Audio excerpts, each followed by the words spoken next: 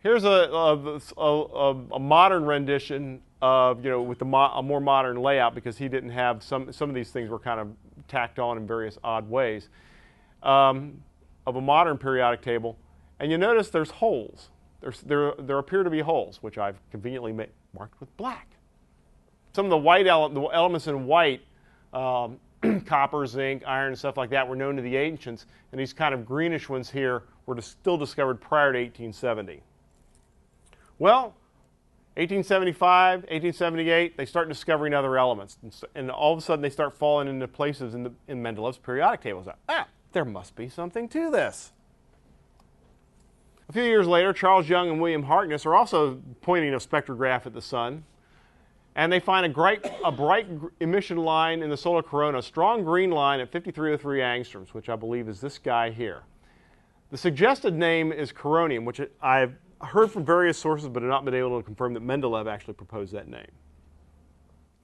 One thing I've wondered about in going through some of these papers, it's really kind of funny. They talk about green emanations a lot in these things, and I'm wondering whether that might be the origin of why in so many comic books and stuff like that, kryptonite is green. I know other types of semi-mysterious substances, almost always, green color seems to be the identifier for an alien substance in a lot of comic books that started around that time, and a lot of fiction around that time. So I don't know whether that's an influence or not, but I suspect it is, but I've not been able to really find any good evidence of it. Well, the years come by, and they keep filling in more and more of these elements. And remember, we've got helium is still kind of missing, and the stuff from in nebulae and the stuff in the solar corona are still kind of missing. Well, finally, in 1895, William Ramsay successfully isolates helium as a gas from uranium ore. The uranium is radioactive. It was decaying by alpha emission, and the alpha particle is just a helium nucleus, and it catches a loose electron and becomes a helium atom. So they identified it, and it fit over in this little spot on the periodic table. You'll find some older tables where sometimes they put helium over in this column over here, but modern tables, they put it there. Well, more years go by. Finally, William Huggins and his wife suggest that maybe that nebular line that they saw years ago is also due to some new element. And so they just proposed the name nebulium. I think there was nebulum was one of the other names and stuff. Actually, I think his wife was the one that actually is listed as the author on the paper. But they're starting to run into a problem because the periodic table is getting pretty full here. But they wanted to jump on the bandwagon. Everyone else is finding all these new elements they saw in space, so let's give a name to ours. Well, more and more elements filled in on the periodic table. It's almost an aside because this name never achieved wide use in anything I've been able to find. Alfred Wegener, the continental drift guy, who was a meteorologist, proposed that this green line that they were seeing in aurora spectrums might be something that he wanted to call geocoronium for a time. But Angstrom had pointed a spectrograph at the aurora back in the 1860s as well. But by then, it was starting to these types of ideas that maybe these were new elements were starting to run into a problem because all the slots were getting filled in. Finally, around 1826, Henry Norris Russell publishes a book called Astronomy. It's sort of like the definitive reference in astronomy for that time. Russell was one of the premier astronomers in the U.S. And he makes an interesting suggestion because it's the 1920s now, and they haven't found out what nebulium was. And so he says, maybe it's not really a new element, but maybe it's some known element that's in kind of a weird state. That it gets into at a very low density, maybe it does some different stuff. Maybe it puts out different spectral lines than what we would normally see. And so he wrote this in a book, actually it was a 2-volume set. And a year or so later, Ira Bowen read this description and began to wonder about something he was seeing in the laboratory. He was working with a Robert Millikan, who was the oil drop experiment guy, and they would do lots of lab experiments with atomic spectra. This is 1927, so quantum theory has already kind of moved on to the scene. But one thing they were seeing in the laboratory were these energy states in atoms that didn't seem to emit spectral lines. They could see evidence of them in the way I can't remember how they actually measured this here, but they saw the evidence of these states, but they didn't see it. Never saw a spectral line. So Bowen began to wonder what happens at low densities. Well, at laboratory densities, you expect, from the way physicists draw these energy diagrams in atoms, they usually have the energy levels and energy running vertically.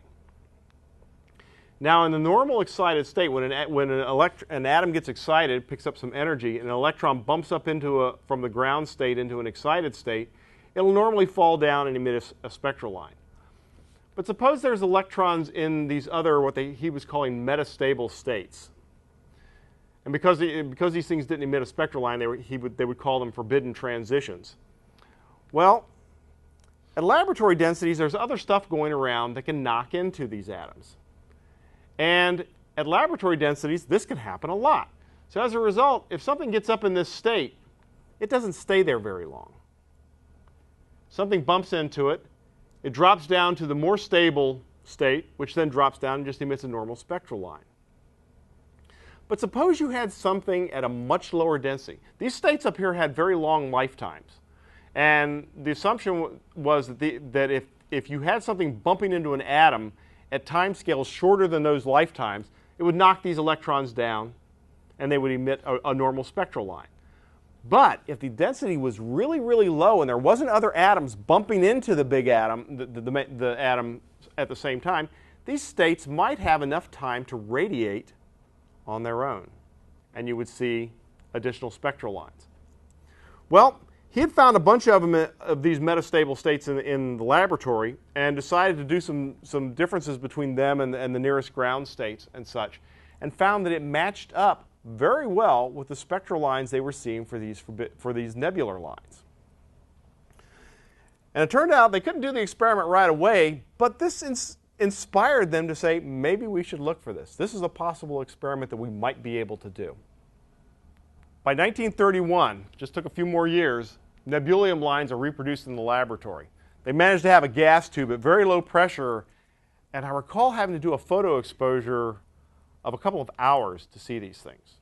They had to just they just had to open the shutter on the camera and just let it in a very dark room and let it stare at the gas tube.